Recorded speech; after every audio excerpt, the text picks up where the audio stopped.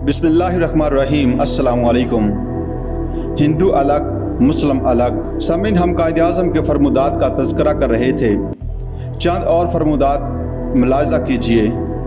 इजलास मुस्लिम लीग लाहौर 23 मार्च 1940 में तकरीर करते हुए कायद-ए-आज़म मोहम्मद अली जिन्नाह ने कहा, इस्लाम और हिंदू धर्म महज मज़ाहिब नहीं बल्कि दर हकीकत मुख्तलिफ माशरती निज़ाम है। इस ख्वाहिश को ख्वाबो ख्याल ही कहना चाहिए कि हिंदू और मुसलमान मिलकर एक मुश्तरका कौमियत तख्लीक कर सकेंगे। ये लोग आपस में शादी ब्याह नहीं करते, ना एक दस्तरखान पर खाना खाते हैं।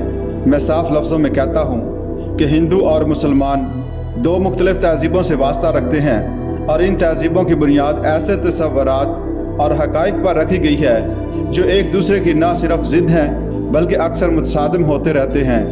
इंसानी ज़िंदगी के मुताल्लिक़ हिंदुओं और मुसलमानों के ख्यालात और तसव्वुरात एक दूसरे से मुख्तलिफ हैं। ये भी वाज़ेह हकीकत है कि हिंदू और मुसलमान अपनी अपनी तरक्की की तमन्नाओं के लिए मुख्तलिफ तारीख़ों से निस्बत रखते हैं।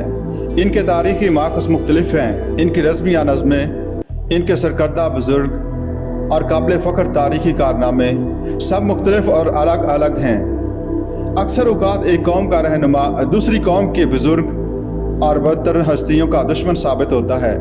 एक कौम की फतह दूसरी कौम की शिकस्त होती है। ऐसी दो कौमों को एक रियासत और एक हुकूमत की एक मुश्तरका गाड़ी के दो बैल बनने और इनको बाहमी तावन के साथ कदम बढ़ाने पर आमादा करने का नतीजा ये होगा कि दोनों के दिलों में बेसब्री रोज़ बरोज़ बढ़ती रहेगी, जो अंजाम कार तबाही लाएगा। ख़ास तौर पर इस सूरत में कि इनमें से एक कौम तादाद के लिहाज से अक़लियत में और दूसरी को अक्सरियत हासिल हो। ऐसी रियासत के आइन का अमल खाक में मिलकर रहेगा।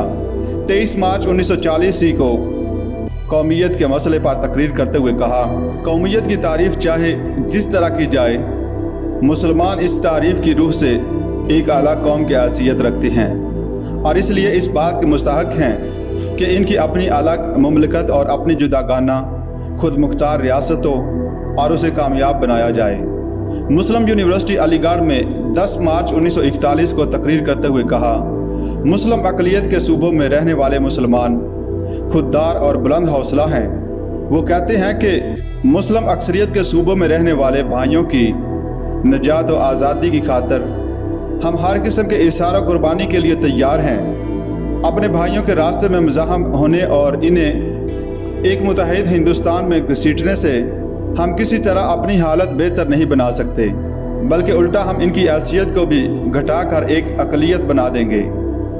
हमने तहिया कर लिया है कि ख्वाह कुछ भी हो, हम अपने भाइयों को हिंदू अक्सरियत का हल्का बगोश नहीं बनने देंगे। नवंबर 1940 में मुस्लिम स्टूडेंट फेडरेशन दिल्ली के इजलास में तकरीर करते हुए कहा, हिंदुओं को चाहिए कि हिंदू राज के ख्वाब देखना छोड़ दें और हिंदुस्तान को मुस्लिम हिंदुस्तान और हिंदुस्तान में तकसीम करने पर राज़ी हो जाएं और हिंदू हिंदुस्तान में तकसीम करने पर राज़ी हो जाएं।